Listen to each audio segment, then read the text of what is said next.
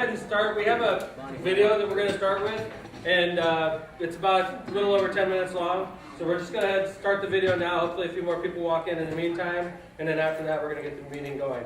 Our goal is to have you out of here in about an hour, if that's okay. All right, so we're going to go ahead and start this off. It's a new video we came out with about the College Bound All-Stars. We'll start that, and we're not going to go through the formal presentation. I think most people by this point know what the College Bound program is and what it's about, how you qualify for it. But if you do have specific questions after the video, we can cover that specifically. Because it's a smaller audience, we're going to go a little less formal, okay? So we'll go ahead and get the video started. I appreciate you all coming out. Started from a phone call from my attorney. Called me, I think it's going to be more than NPR program called the Child Abuse Office, which is what we pay for the college program.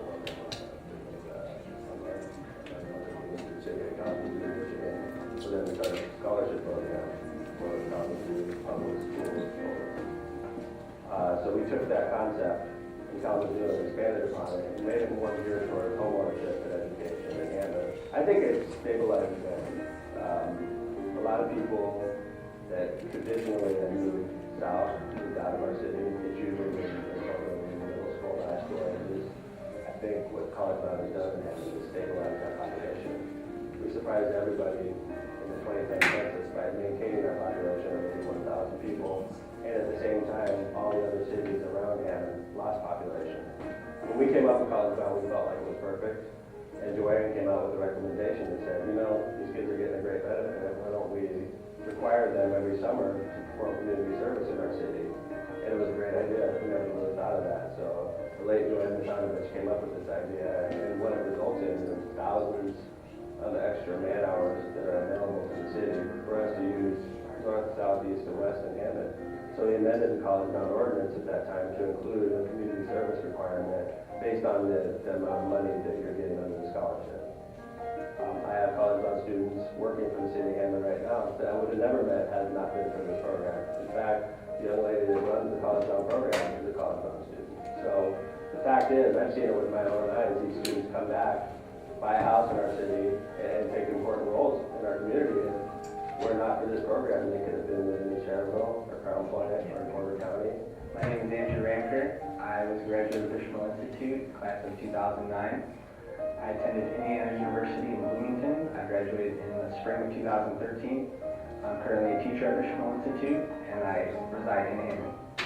College Bound, to me, provided me with two great opportunities to succeed, one in school and then one after school.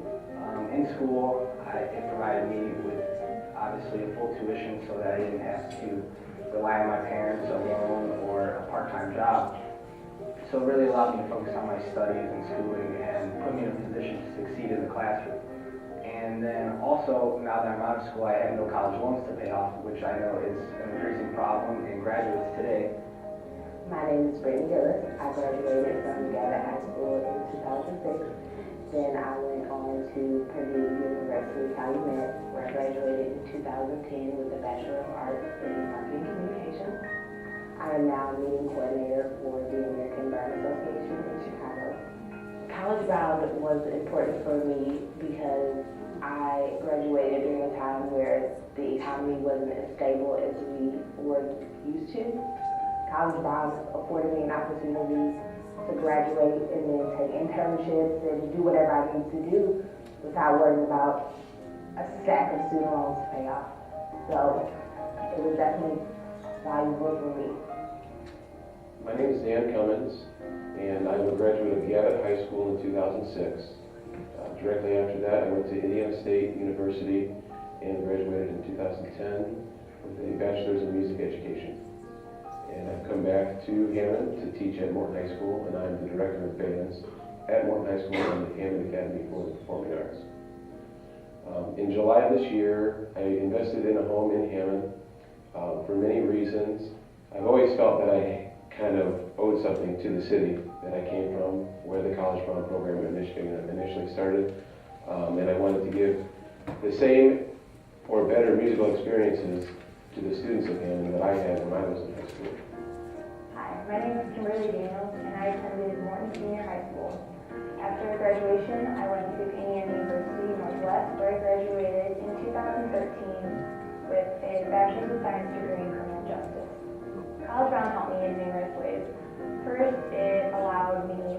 not worry about taking out a student loan or finding a job while I was going to school and being on the basketball team. And it helped me, secondly, with being debt-free going into law school, which I'm hoping to attend in 2014. My name is Matt Muda. I've lived in Hammond since I was 6. Both of my parents attended Morton High School. They're both alumni from Morton High School. I went to Mount Carmel High School in Chicago, Illinois. I graduated in 2006. Afterwards, I attended Purdue University West Lafayette until 2010. I graduated with a degree in civil engineering with an emphasis in environmental engineering. I currently work for Thermal Process Systems in Crown Point, Indiana. We manufacture a process for wastewater treatment, and I'm also a commissioner on the Hammond Sanitary Board of Sanitary Commissioners. I recently bought a house in Hammond in January. College bound was one of the reasons why I went to Hammond for buying a house. It increases the property value, it increases interest in education in the area, and I just think that that's really special. I think that a lot of other communities can see what's happened with the young people in Hammond, and they can take an example from that and try to institute similar programs. My name is Crystal Torres, and I'm from Hammond, Indiana. I went to Morton High School and graduated in 2008. I was one of many who were actually a part of the first marketing campaign for College Bound and was also on the field board. I attended St. Joseph's College in Rensselaer, Indiana, and graduated in fall of 2012. I majored in mass communication and minored in athletic training. Hammond Mount to me was just something special to help my family with money issues, but also just helped push me more to know that the mayor and our town was trying to get more of our younger generation into school and higher education. My name is Julia Araiza, and I graduated from Gavitt High School in 2006. And I decided to go to Valparaiso University so that way I can get my degree in accounting and also get a minor in music. Currently, I work for the Hammond Port Authority in the Hammond Marina as a staff accountant there. And right now, I'm currently in the process of buying my first home here in Hammond with my fiance. And I believe that College Bound is a very good program. It was able to help me get that extra push to go to college. My name is Manny Salazar, graduated from Morton High School, class of 2006. Went to Purdue University Calumet here in Hammond, graduated with a Bachelor of Science in Mechanical Engineering. Currently, I'm working with the Canadian National Railroad as a mechanical supervisor out of Homewood, Illinois. College Bound gave me the opportunity to go to school without having the financial burden on me or my parents. My brother went through the program. My sister went through the program. We all graduated with bachelor's degrees. My name is Carolina Salazar. I graduated from Morton High School in 2009, and I went to college at Indiana University Northwest. I graduated this past May with a nursing degree, and I am currently a registered nurse at Methodist Northlake Hospital in the emergency room. College Bound is important to me because it allowed me to get a valuable education. I have many friends that, they struggled working all throughout college. They had to drop out because they couldn't afford it. And I was always fortunate enough to have a job, not have to work too much, and I'll still do really well in school and graduate in 4 years without a single student loan. So, my name is Jorge Lopez. I graduated from Bishop Knoll in 2008, and I actually went to Indiana University Bloomington and graduated from there in 2012. I'm currently teaching. I'm a math teacher at Bishop Knoll, and I went to school for math education. One of the biggest things this program has done for me and my family is it's helped set me in a good position. My parents didn't have any worries about financials. I'm also able to reinvest in Hammond. I currently am a new homeowner, bought a house in Hammond about a month ago, and I think it's just setting me up in a great spot to move forward. My name is Leanne Munoz, and I am the College Bound coordinator in the City of Hammond College Bound program. And I graduated from Gavitt High School in 2006, and I graduated from Purdue University Calumet in 2011 with a degree in public relations, marketing, and journalism.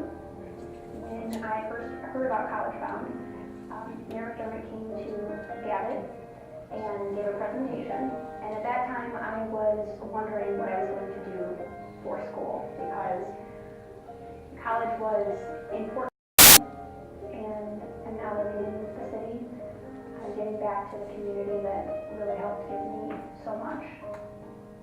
My name is Stephen Maines. I went to Munster High School. I attended Purdue University Calumet, and my degree was civil engineering. I'm a design engineer at a place called CET Incorporated. We do a lot of contracting work for the local steel mills. College Bound was important to me because what it did was it really put a lot of pressure on myself. Getting through engineering school wasn't easy, but having that financial stability, not having to worry about having an extra job to pay for things, it just made things a lot easier on me. My name is Malcolm Barber. I went to Hamilton High School. I graduated from there in 2007. I went on to go to Purdue, West Lafayette. I got a bachelor's in science, and my major was animal science with a concentration in biosciences. Currently, I'm in the process of going to the Peace Corps. I've already received my invite. I'm what they consider an invitee. I go in February for my training, which is in country, to Zambia, Southeastern Africa.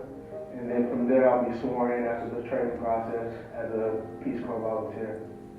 Well, College Bound was an avenue for me to achieve my dreams.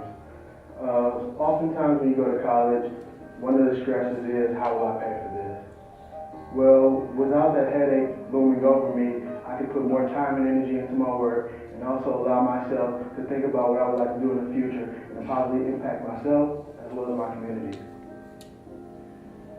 Hi, my name is Ivan Vargas. I'm originally from Hammond, Indiana. In 2006, I graduated from Morton High School. For college, I went to the University of Notre Dame, where I studied psychology and sociology. I graduated from Notre Dame in 2010, and shortly after I came to the University of Michigan in Ann Arbor. Here in Ann Arbor, I've been studying clinical psychology, where I'm looking to get my PhD and continue my career. So when I think about how College Bound has impacted me in my life, I think College Bound has given me the opportunity to do something that I've always wanted to do. One of my goals, kind of growing up, was to give back to the soccer community in Hammond, because growing up, soccer was an important part of my life, and so it's always been a goal of mine to give back to the community, to the soccer community, and as much as it's given me as a child. And so in collaboration with College Bound, over the past 6 years, I've been able to organize a soccer tournament. Over the past 6 years, it's grown to now host over hundreds of teams all over the Northwest Indiana region, including Illinois, Wisconsin, and Michigan. In fact, over the past 2 years, the Hammond Mayor's Cup Soccer Tournament is now a regional qualifier for a national 3v3 soccer tournament in the United States. I think, not only has it given me a great opportunity in terms of allowing me to give back to my community in a way that was meaningful to me, but also it's now given other students the opportunity to give back in this way, especially students that soccer was just as important for them. They've been able to now help me organize this tournament over the years. Most of the volunteer work that I get for the soccer tournament is through College Bound students, and so I've been able to share this opportunity with other students in College Bound, and I think it's been great.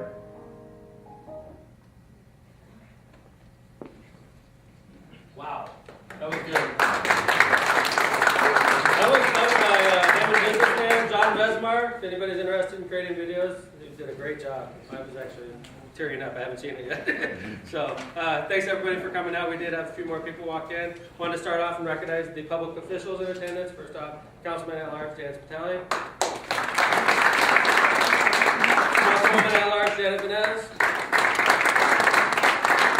Councilman from the 4th District, Bill Emerson. Walk in. Councilman at Large City Manager Barbara Markovich. I want to recognize Paul Mulaney, from formerly of the Hammond Times, formerly of the Northwest Indiana Times, now took the position as president of Bishop Knoll. And I noticed a lot of Bishop Knoll kids on there, and I want to congratulate Paul on a great, he's a Hammond resident also, so congratulations, Paul. All right, let's go ahead.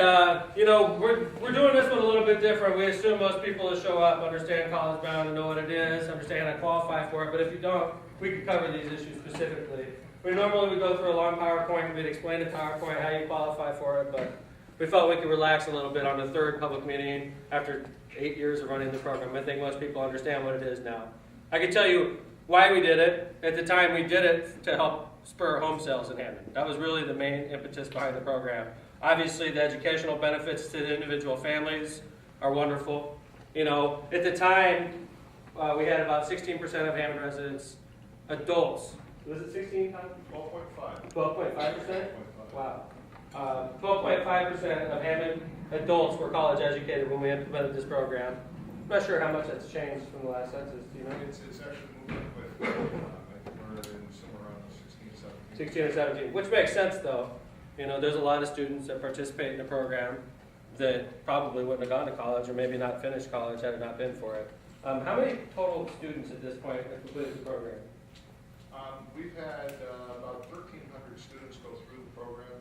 And we currently carry about 500, right? We carry about 530. So we got 500 students between all 4 classes. The first year, if you look, the first year was the smallest year, 2006, and then we carried 2 classes, and then we carried 3 classes, and then this is the first year, which would be 2009 was the first year we had freshmen, sophomore, juniors, and seniors. So obviously it was a lot more expensive than year 1. And then you'll notice each year the number of students has gone up, which means the first year was sort of sad actually. We only had about 100 students if I remember correctly. 116. 116 students, and each year it's a lot bigger than that number because they know that there's opportunities available for them that weren't there before 2006.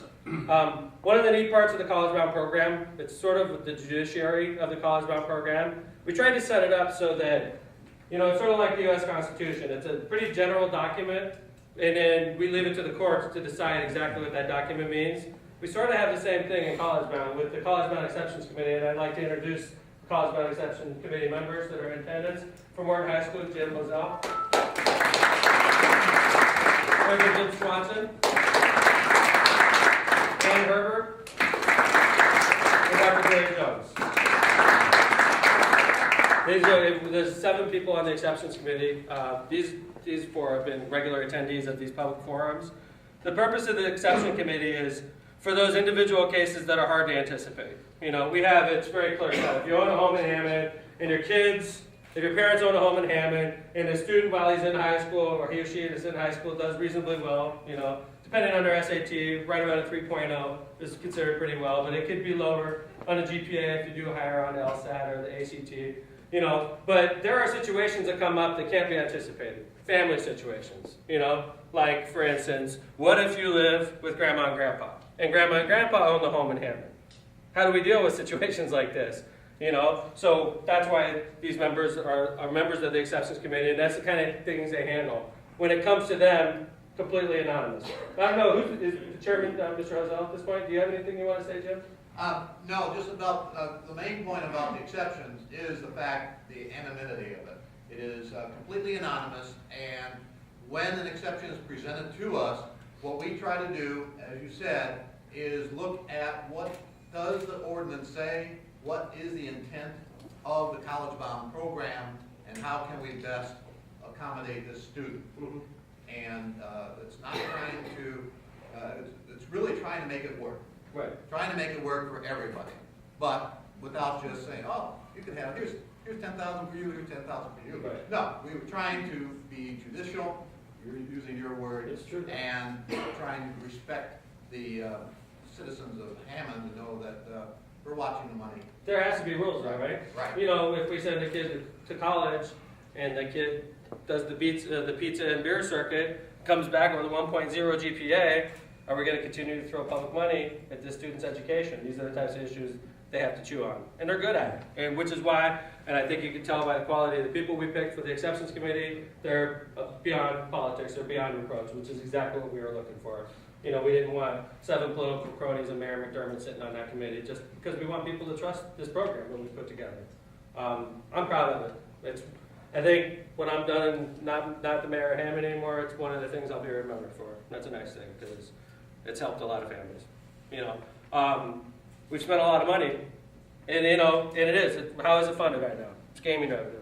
We literally earmark a portion of the gaming revenue for you all, for the homeowners, to incentivize home ownership in Hammond, to incentivize home sales in Hammond. So I hear a lot of people that are banging on the program. It's funny about this program. It's funny. Not a lot of people that hate it actually show up and say, I don't like the program. It's usually internet and call-ins to the radio, the people that don't like it, but it's not very often you're going to see somebody that says, I think you should get rid of this program. It's happened a couple times. But I hear a lot of the people that are banging on the program, they say, your taxes are going up because of college bound. That is absolutely not true. This is revenue that would be used for other projects if it wasn't used for college bound. We would be doing more streets. So let's assume we're going to spend $3 million this year on college bound. $3 million out of about $34 million we're going to get from Horseshoe. 10% of it's going to this program. And if it wasn't for this program, that 10% would go into probably 3 city blocks. Complete reconstruction each year. So let's be realistic. We've had 1, 2, 3, 4, 5, 6, 7, 8 years. You're probably talking about 2.5 blocks a year. So you're looking at 18 city blocks. Or the hundreds or thousands of kids that we've sent through this program. So when somebody tells you this is costing you money, it's not. It's opportunity cost. Maybe we couldn't do your street this year, Phil. When we would have done your street, we're not for college bound, but now your council person doesn't have enough money to do that district. Sorry, Bill, he's actually in here right now. So it's a bad example, Mr. Emerson, who is his councilman. But what I'm saying is it's opportunity cost. Councilman Emerson has less discretionary gaming revenue than he would have had were it not for this program. So that's the loss, all right? The question is this, and why we're having these forums is this. I think we all realize this is a pretty unique program. Literally, less than 5 cities in America do this kind of thing, and most of those cities have other sources of income. Like in Kalamazoo, they're not using tax money in Kalamazoo, neither are we. They're not using tax money. They're using interest money on a huge basic donation that was made to them by a pharmaceutical company. Pfizer Pharmaceutical, and they left Kalamazoo. Literally, hundreds of millions of dollars, right? And they don't use the hundreds of millions. They let it sit there and generate $4 or $5 million of interest, and they use the interest to run their program. Their program's stricter than ours. It's more limited. You wouldn't have, if you were in the Kalamazoo Promise, you would have had to attend Kalamazoo Public Schools. And there's good arguments about why they do that. I'm sure that Kalamazoo Public Schools have seen more students and better students maybe, and better scores because of this. We've talked about doing that in Hammond. We decided to not require people go to Hammond Public Schools. Because if we required that, I'm painfully aware of where I am in the city of Hammond right now, and I know a lot of students in the Robertsdale section of our city go to Whiting. If we did it that way, and your student went to Whiting, you would not be part of this program, or Bishop Knoll, or Marian Catholic, or Mount Carmel, or Andrean. If you didn't go in School City Hammond, you would not have qualified for this program, were it like the Kalamazoo Promise. All right? So we changed a little bit. Another thing about the Kalamazoo Promise was they required you to go to a public college. So you can go to Michigan State, but you can't go to the University of Michigan, so you wouldn't be able to go to Valparaiso, or St. Joseph's, or Calumet College, or Notre Dame. In Indiana, you would have to go to Purdue Cals, or IUNs, or IU, or Purdue, or Ball State, stuff like that. So we changed our program. Funny enough about the Kalamazoo Promise, the same year, 2006, they put in for a national award with the U.S. Conference of Mayors. Obviously, Kalamazoo Promise is a great program. We also put in for the same exact award, the same exact year. And Kalamazoo knew we sort of copied from them, and we were pretty open about copying from them. We got picked for the national award, Kalamazoo didn't. And there's been bad blood between us and Kalamazoo ever since, by the way. And I don't really feel comfortable when I pass through. My sister actually lives in Kalamazoo, so. But, okay, so we created it. It's funded through gaming revenues. A lot of things have changed since 2006 in the gaming industry. It was 2008 when we opened the big boat at Horseshoe, Moab, the mother of all boats. It was August 8th of 2008, 08. They opened up the big boat. We saw huge gaming revenues in 2008, huge gaming revenues in 2009. I don't like being a pessimist. I don't think Hammond gaming revenue will ever approach the numbers we saw during those 2 years. The annual revenue of the city, I said it's about 33, 34 now. It was more like 40, 42 during those years. A lot of things have changed since then. One of the things that have changed is there's more competition. Bars have pool tabs. Bars in Illinois, you can go play slot machines in bars now. That's a lot of business, believe it or not. A casino opened up by O'Hare Airport.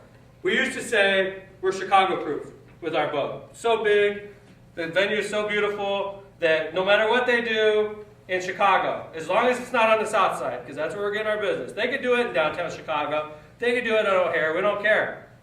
They opened up the Rivers Casino in Des Plaines, which is about as far away you can get still being in the Chicagoland area. It majorly affected Horseshoe revenue. Majorly affected us. And quite frankly, it hasn't really been the same. I mean, I'm not complaining, by the way, and most people would love to be in the position our city's in with the gaming revenue. Us being right next to Chicago certainly helps. But the gaming industry is changing, literally before our eyes. And, some of our threats right now, every year when I go to the General Assembly, I have to battle one of our own cities in Lake County, Gary, Indiana, that wants to get a land-based casino. And I've constantly fought them to prevent that from happening, whether they love me or not. And Gary, that's something I feel I have to do as our mayor, that we got to fight the threats from within. And if they get it passed, it's not going to be with me signing on to it, right? So we're pushing on that, but we can't really affect what happens over here. And that's where all the action is. And that's why I'm a huge fan of Governor, it's so funny. It's Governor Quinn. I know this guy. That's so funny. Governor Quinn is Hammond's best friend right now. I'm going to edit this out when we get done. Governor Quinn has been strong. And Mayor Emanuel badly wants a Southside Chicago casino and a downtown Chicago casino, and Governor Quinn has been fighting that. And it's almost like those two enjoy fighting each other, but Governor Quinn may not be there a year from now.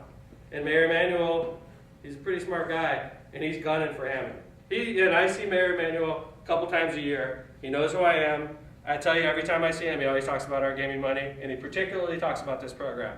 He says things like, I love when our residents are sending your students to college, Mayor McDermott. And he says it jokingly, but he's not joking. This guy is aiming for us, and he's the mayor of Chicago. It's going to happen eventually. So we're getting ourselves ready for it in Hammond. I hope this continues like this for years and years. And if it does, we're going to be prepared for it. But so now we're looking at a program that's unique. Literally only a few cities in America offer something like this. And are we comfortable signing another 10-year commitment, relying on gaming revenue? Or a 20-year commitment, relying on gaming revenue? That's where we are right now, and that's why we're meeting with you all. This is not an announcement that the program's going away, not even. It's almost like we're trying to reboot it and try to figure out, safeguards for the city. What, for instance, let's say we signed on to another 10-year commitment, and it was still relying on gaming. In year one of the new 10-year commitment, Mayor Emanuel opens 3 new casinos on the south side of Chicago. And our gaming revenue tumbles to $5 million instead of $30 million. What's our obligation at that point? Do we still fund college scholarships? I said it in one of the earlier public meetings. I said, we love the program so much when we started it. It was like we jumped out of an airplane with one parachute. And as long as that parachute opens, all is good, right? But that's why you always have backups. What if that parachute doesn't open? What are you going to do then? And that's sort of what we're doing with this new college bound that we're talking about and that I'm working with the Hammond City Council on is what kind of safeguards are going to be in there for our city, but still giving you the commitment that we could do this for X amount of years. And it's got to be the minimum, I think, that we should consider is 10. The maximum, because of some factors I'm going to talk about, I think, is we could commit to maybe even 20 years. And that's because of a new opportunity that's recently presented itself. We've sold water in Hammond. The Hammond Water Company has sold the mayor's office water. And the mayor's office is made, because you can't have a utility in Indiana make a deal with Calumet City. So what happens is the mayor makes the deal with Calumet City, the water company sells water to the mayor, and I sell it to Calumet City. Well, we sort of upped the ante using one of Rahm Emanuel's tricks. He raised the price of water dramatically. And he sets 85% of the water market, 90% of the water market in this whole metropolitan area. So when he raised water to $2.75 for 1,000 gallons, we're sitting there selling water to Chicago Heights and to Calumet City for 75 cents for 1,000 gallons. We're like, wait a second. Emmanuel's selling water to everybody in the Chicagoland area for $2.75, and we're selling it for $75. So we start digging. And we say, funny enough, Chicago Heights takes our 75-cent water, and they flip it to their residents for $3.30. They're making money off our water. If anybody's going to make money off of our water, why wouldn't it be us?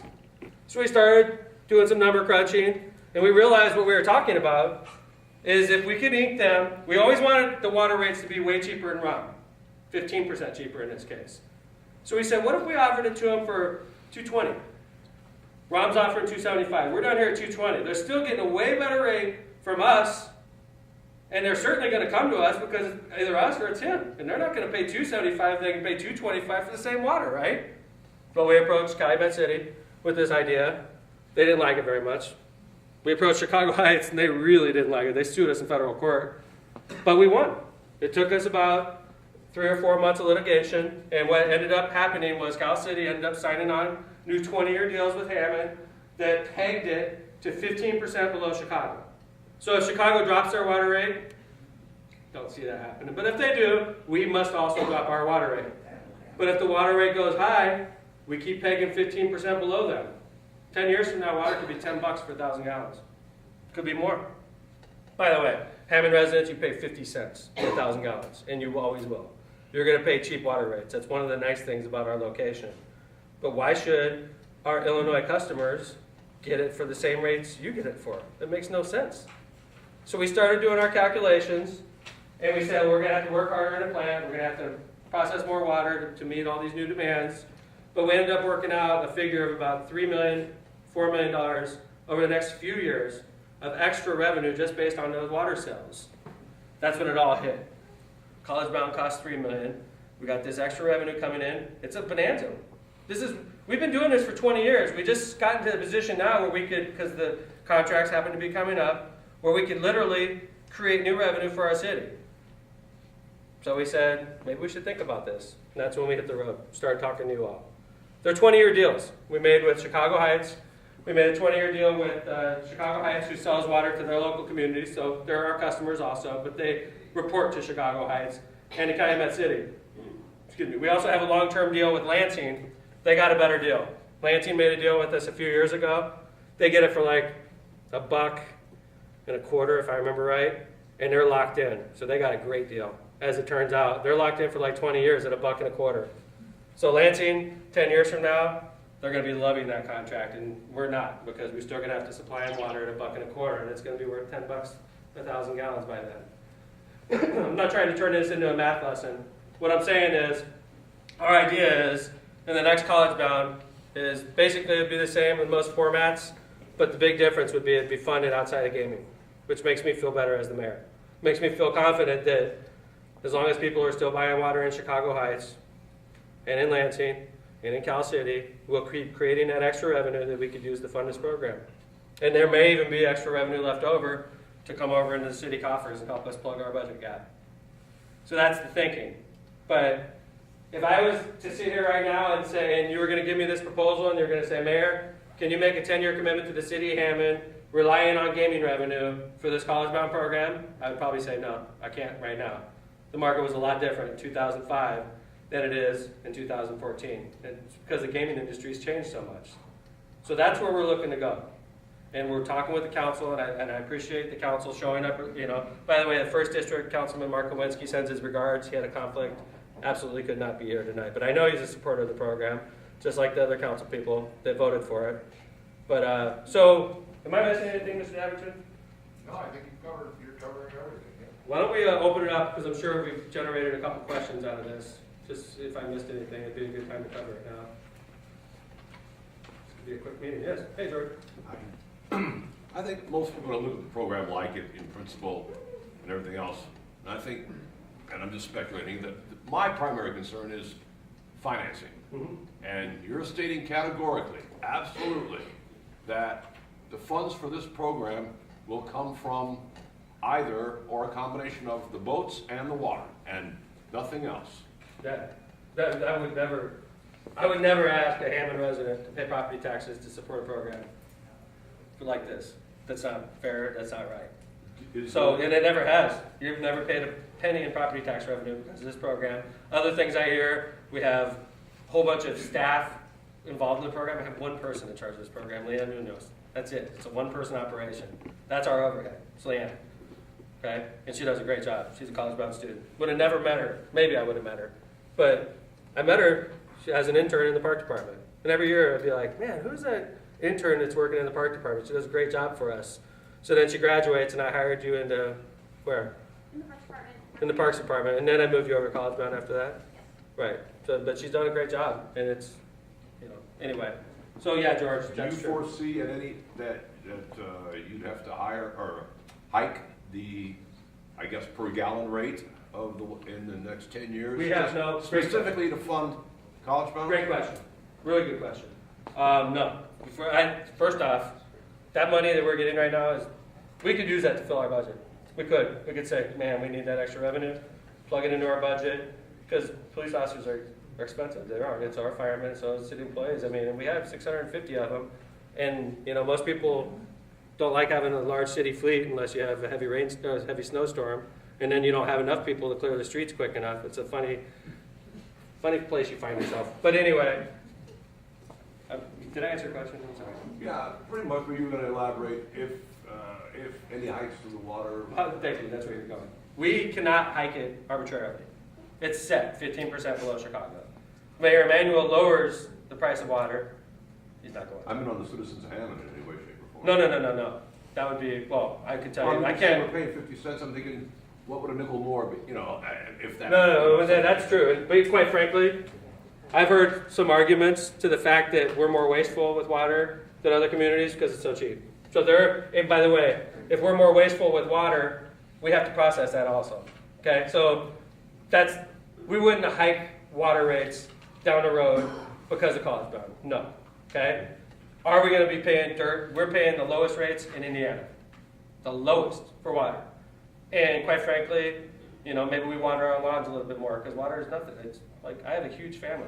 It's less than $100 every 2 months for my, and I have 4 kids, and we have a pool and dogs, and you know, our utility bill's off the roof, but my water bill is very cheap. You know, so there is some thought to the fact that, you know, we may waste more water in Hammond because it's so cheap, and that results in a burden on the sanitary district because if you take your hose and you dump it in your front yard, that water's coming right back to us, and we have to process it. So, but not to cover College Bound, George. It would be just the Illinois money. You know, I'm not very popular on that side of the border, but that's fine. Okay, it's the Illinois money, the extra revenue we generated from those contracts with Cal City, Lansing, and Chicago Heights that we would use to fund the program. Good question. Please. Yeah, Mike. The first chart talks about the increase in the award from 06 on. Is it going to sort of stay Great in question. that same area? Now, originally when we created the program, we said, well, how much do we get? We knew we wanted to be generous, but how much? And I just came up. Why don't we peg it to IU Bloomington? Why? I have no idea. We could have picked Purdue Lafayette, could have picked Ball State, we could have picked anything. Unfortunately, if I would have known Mitch Daniels was taking over Purdue Lafayette and he would put in tuition fees, I would have chose them. But we didn't know that in 2006. So we pegged ours to IU Bloomington, does not have a tuition freeze. And every time they raise our tuition, which seems like every year, we have to, because that's what our promise was, we have to match it. So we're pegged to IU Bloomington's tuition. Some of the things that are being talked about. Why didn't we pick Purdue Cal? It's right here in our backyard, or Cal College for that matter, right? Why did we pick IU Bloomington? I could tell you. Do you remember, Tom, why we picked IU Bloomington? You know, I think, Mayor, there was some discussion at the time that IU Bloomington was the highest tuition of any state-run school in the state. And it's high profile. Yeah, I think that was the 2 considerations, high profile and the highest tuition. I love the critics. My critics, they make me laugh sometimes. My critics say, I picked IU Bloomington because that's where my kids go to college. My kids were both at Bishop Knoll. When we made these decisions, the fact they went to IU Bloomington just was a result. But so there was some thought of pegging it to Purdue Cal. I mean, literally, there's been discussion about this. For the next promise, we peg it Purdue Cal. But what do we do for the kid at IU Bloomington? Let's say Johnny is a freshman at IU Bloomington, and Mayor McDermott announces the new College Bound next year, and we're going to peg to Purdue Cal. Purdue Cal is more like 6,500. IU's 10,500, does that mean Johnny's got to make up the 4,000? No.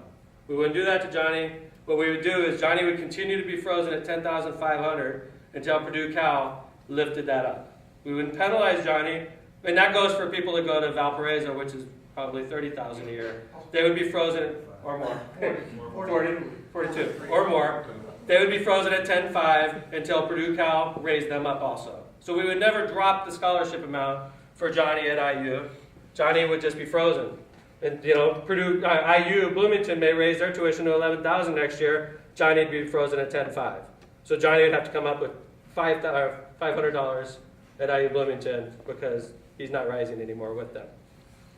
Thank you, Mylon. So there has been some thought about that, and one of the good things about that proposal is it's more, I don't know, we probably should have pegged it to a Hammond school. And in all reality, we should have probably picked Purdue Cal. We make mistakes, obviously. But it would contain a cost, and that's a huge. We would know that basically it's running us around 3 right now. Right. It would basically be running us around 3 until Purdue Cal caught up to it, which could be 5 years. So we would know relatively certain that our college-bound cost is going to be about $3 million for 4 or 5 years. And there's some definite positive things about that. Because right now, who knows? IU Bloomington things could change. IU Bloomington's tuition 5 years from now could be 20 grand. Because things are changing in government right now. So I would feel more comfortable pegging to a local institution. But you would know that if Johnny's at IU or at Notre Dame or at Valpo, Johnny's not going to have to drop his tuition down because we made that commitment initially. That's fair summation of where we are, right? Thank you, Matt. Any other questions? Please, don't be shy. Yes, sir. Yes, I have a question for you, because my son's a senior right now, which he would qualify for 2 years under the current program. He's a senior in high school. Okay. Can I say something before we get started? Sure. I feel confident we're going to be able to put this together. I feel confident. Well, no, I know that. My question was, he's considering going to Purdue Cal for the first 2 years and then transferring to Purdue West Lafayette to finish his college. Oh, I see. Now, under the new one, I see what you're saying. It'd probably be better for him to transfer as a sophomore to the higher cost school. I see what you're saying. So you're saying we go 2 years, and then he's in a cheaper institution. Let's say that the tuition at Purdue Cal is $7 grand then, and then he goes off to West Lafayette in year 3. He only gets $7 grand, unless he transferred in the last year of the promise. That's a good point. Right. That's what I'm saying. Are you dead set on if it is renewed for another 10 years? One thing I've learned, 10 years being your mayor, nothing's dead set until the council votes on it and I sign it. Okay? This is all, that's why it's encouraging to see the council people here. That's why it's a good thing. They're listening. And we got to take, these are going to appear on Go Hammond TV, by the way. All of our community forums were on there. Okay? This is all a discussion right now, and that's why we're out here. But that's an interesting point you brought up.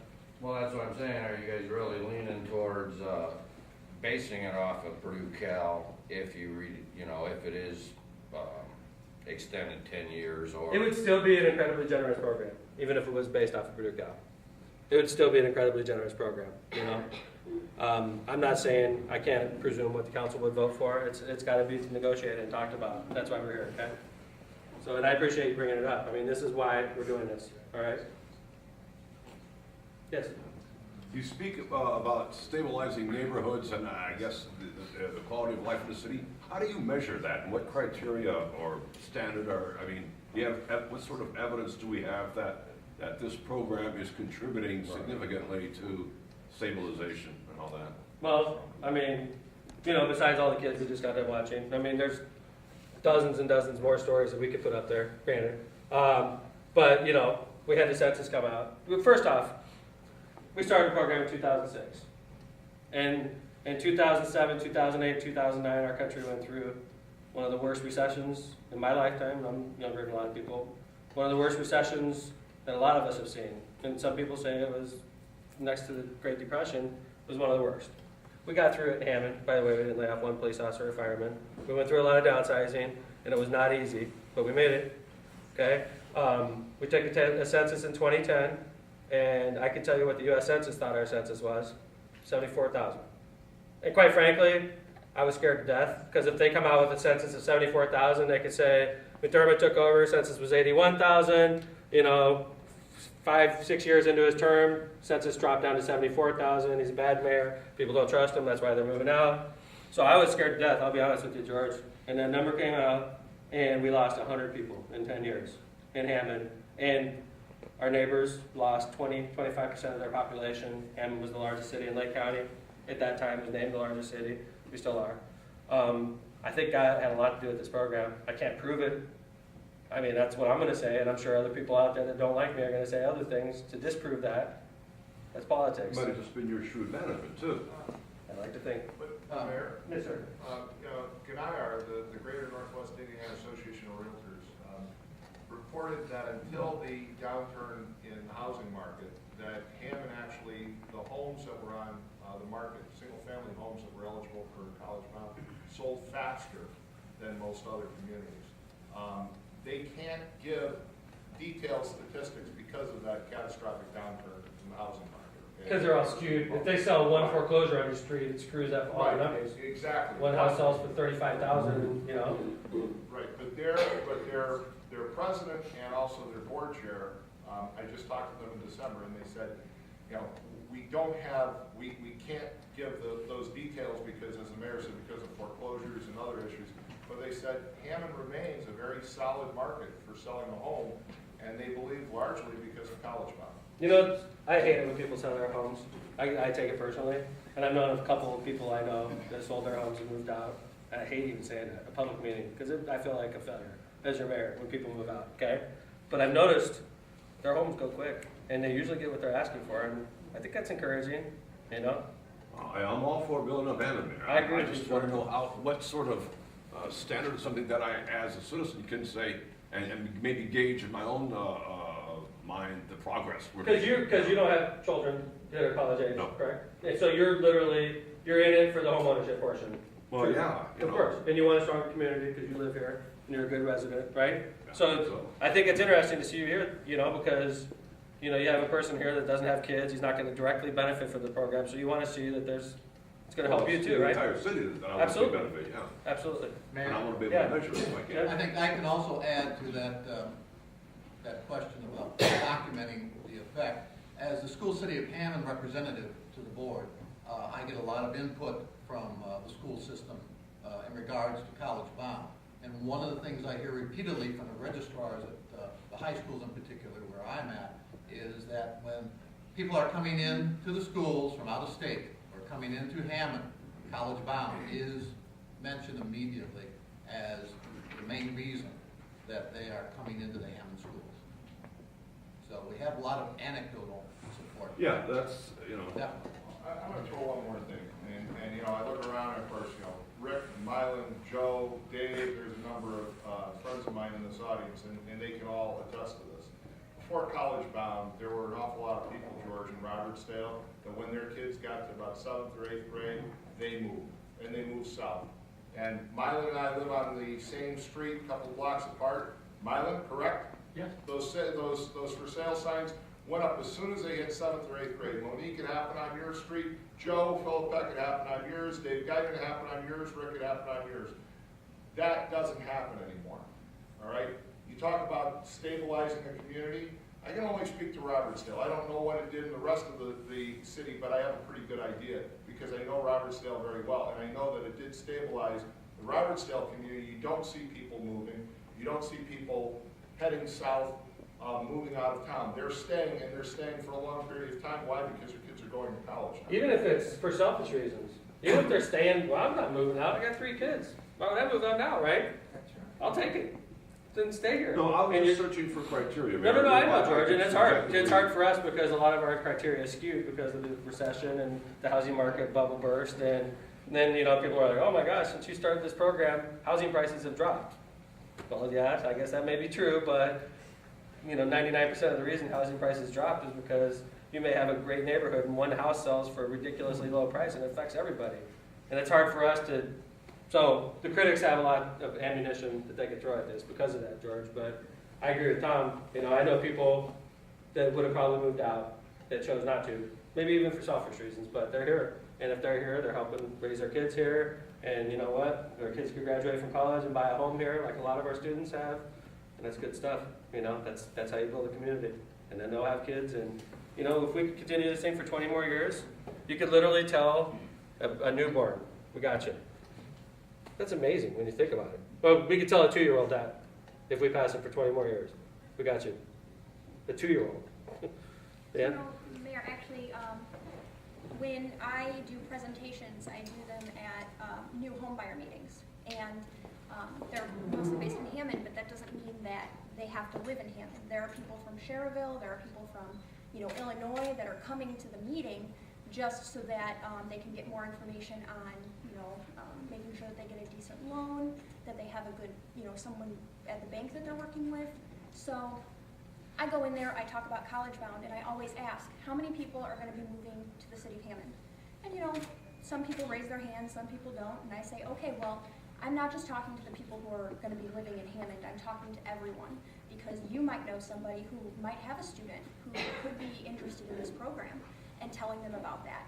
I've had many people come up to me afterwards who never raised their hand about living in Hammond, and they come up to me afterwards and they say, let me know a little bit more about this program. Do you happen to know anyone who is you know, selling a house? Do you have any information? And I try to direct them to the appropriate location, but I think that's very encouraging because they've just told me I'm not moving to Hammond. But then they come up to me afterwards and they say, well, you know, maybe I am. And that I find that very encouraging. Councilman Spitali, besides being a great councilman, is also a realtor. Do you have anything you might want to add to this? Yeah, Mayor, the College Bound is definitely a great finale for the 2 homebound programs that we have, which is the NSP and the homebound program, both. As a realtor, I've sold, I was number 2 out of 2,000 realtors in my board for the sales of homes in the city of Hammond for the last 3 years. So I know the influx that comes in. The one thing you do ask about is the college, but the other 2 homebound programs is really bringing people in. And I don't know that the public knows enough about either one of those 2 programs. I was going to actually mention that because we're talking about it a lot. Well, we have had our NSP program here. We've had a very lax amount of realtors here, and I think we need to have that up a little bit to bring more in here to benefit from the college bound program. But both of those homebound programs are excellent. It's the homes that I sold were for that reason, for the college bound and for the money that's given out through both of our homebound programs and our NSP programs. 20% is given away to those that are eligible financially wise to get into the NSP program. Thank you. So definitely it's a big plus. I appreciate it, Councilman. Do you have a question over here? Any other questions? Yeah. I was just going to say that I have looked at it in many ways. I had considered moving out of Hammond. One of the factors was I was very happy when Hanst opened. It was another option for a high school for our children. I didn't think that my daughter would strive so much in a bigger high school, so it was nice having a smaller institution where Is she a senior? No, she's actually a freshman. Oh, yeah. But I didn't feel that she would get lost in the shuffle there, and that has worked out well for Thank us. you. That's why we built it, actually. And then also, I look at it, it's $120,000 towards my 3 children's education. You know, so I'm here. I hope it can be re-signed. Yeah. It is one of the reasons that I have stayed. Well, and believe me, I want you to know that I don't really, there's been a council person that's mentioned negative comments about it, and that's a big deal because nobody really talks negatively about this program.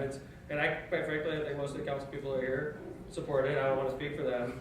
You know, it's just a matter of the way it is right now, it would change, but I don't think it would change appreciably. You may have to bear a little bit more of a burden, you know, if your kid goes to Valparaiso or something like that.